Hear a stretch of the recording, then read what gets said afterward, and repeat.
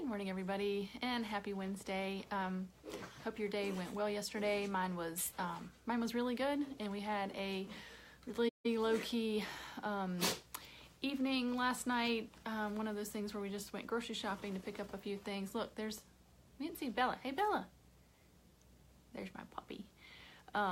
So it's a little bit different morning around here today because the kids, all three of them, have dentist appointments this morning. So everybody's kind of gotten up a little bit later than we normally are, and they're getting ready. Scott's actually in the bathroom getting ready, and he's probably going to walk through here in a few minutes. And I don't know if I mentioned, but he broke his arm. He's actually out. The doctor wrote him out another 2 weeks, so he's still out of work until the end of the month. And let me tell you, I have enjoyed him being home. He has been able to help out so much, and it's just a lot less logistics you have to figure out, and I just like having him around. So I know he's in pain sometimes, but I've actually enjoyed him being home. I keep saying, like, you just need to be a stay-at-home dad, and I'll work. He loves the Highway Patrol too much to quit, I think. Anyway, so last night, I'm kind of actually nervous a little bit about sharing today because I don't want it to be taken wrong, but I just want to share, kind of where I have been a little bit challenged last night and encouraged last night and this morning. And so yesterday, after I got done with work, it was a full day of work. I worked a little bit extra, actually. And so I ended up going to get the mail at the end of the day. Normally, I run out and get the mail whenever it comes. I love getting the mail every day. It's like one of my highlights. I've turned into one of those people. But I love getting the mail. And so I went out and got the mail, and there was only one thing that was of interest. The rest, immediately went to the trash. And it was actually a letter from one of the children we sponsor. And this little girl, she lives in China, and she wrote us a letter, and it was so touching. She's an older child. I think she's 15 or 16.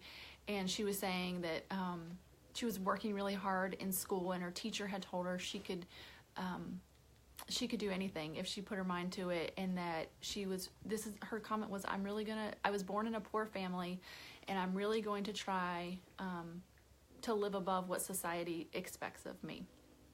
And oh man, our paltry little, $30 a month and all that just seemed like not enough. And, it really made all of the work that, I do, because I would love to be a stay-at-home mom, to be totally honest.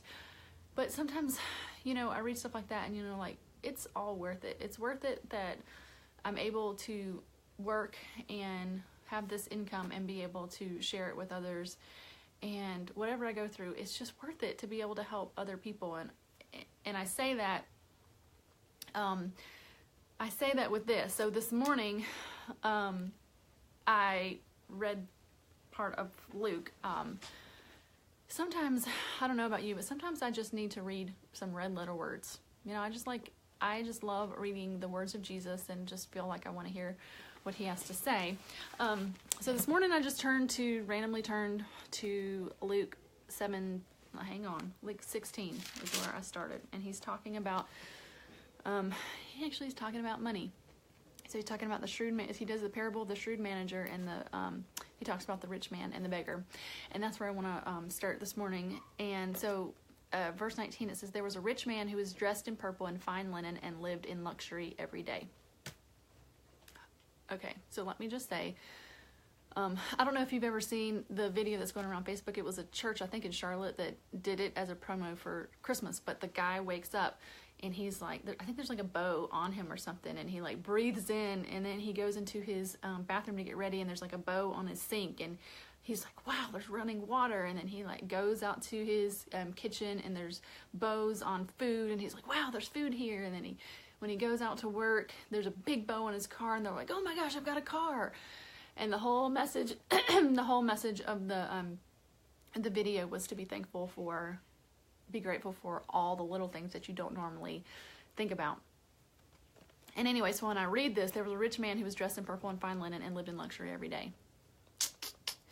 That's me. That's probably you. Especially when, there's stats about like we're in the top 2% even if you're minimum wage in the United States, you're in the top 2% of wealth in the whole world, something like that. So immediately, this is, I live in luxury every day. I'm sitting in my own bedroom, look at my wonderful king-size bed. I've got heat on. I've got lights on. I just ate a wonderful, had a drink of water and just had a nice warm shower a few minutes ago, and got makeup on and wonderful clothes. I just feel like, I'm this guy who's living in luxury today. So let me show you how it goes. So he says, at his gate was laid a beggar named Lazarus, covered with sores and longing to eat what fell from the rich man's table. Even the dogs came and licked his sores. So the two of them died, and the rich man actually goes to hell, and the Lazarus goes to heaven, and he sees the rich man actually can see Abraham and Lazarus far away. Actually, in heaven it says, Abraham says, son, remember that in your lifetime you received your good things, while Lazarus received bad things. But now he is comforted here, and you are in agony. And so the rich man who had received his luxury in this world, and the beggar who had been in agony, is now switched eternally, that the rich man is now in agony and the poor man is comforted. And I think, that's the way the kingdom is. It's opposite than what's this world. So this, for me today, challenged me. And it reminded me today to, and with that letter, last night, it just reminded me today that my eyes and my heart need to be, as a person who I can tell you is living in luxury, and a lot of us are, our eyes need to be for the people who are in agony and need comforted in this world. And I don't want to say this to say, if you don't do this and this, you're going to hell. Our eternity is based on what Jesus did for us and our faith in that Jesus paid our payment for us. So not saying that everything, our faith is not based on works, but our actions often depict what is in our heart. And so today, I think we can check, are we serving God, or are we serving money and serving ourselves? And so I'm just totally challenged by that. I think especially going into Thanksgiving and Christmas, and I think we kind of reevaluate some of this stuff in this season. And so I'm just reminded to keep that in focus, and not to try to make my life all about making my life even more luxurious and comfortable. That my focus need to be on others and helping the people, helping people that need it, because God has blessed us, and I think that we need to share. I think that we need to share that. You can go, babe. Scott got done, so he's gonna go. He's gonna go out there. Anyway, so that is where I'm just challenged today, and I'm not trying. This is not like trying to, put you down, but I'm just saying that letter just really spoke to me, and it's like, wow, the reason I work is not to make my life better, is to try to help make other people's lives better with what God has blessed us with. And I don't know, just a reminder, that's where God's heart is, and that's where my heart should be, and is not always. So anyway, I hope that challenges you a little bit, and just I don't know, refocuses us. So anyway, I want to say good morning to the people who are able to join. It looks like we had a couple others, and Stephanie joined, and Marie joined. Marie says good morning. So good morning. Great to see you here.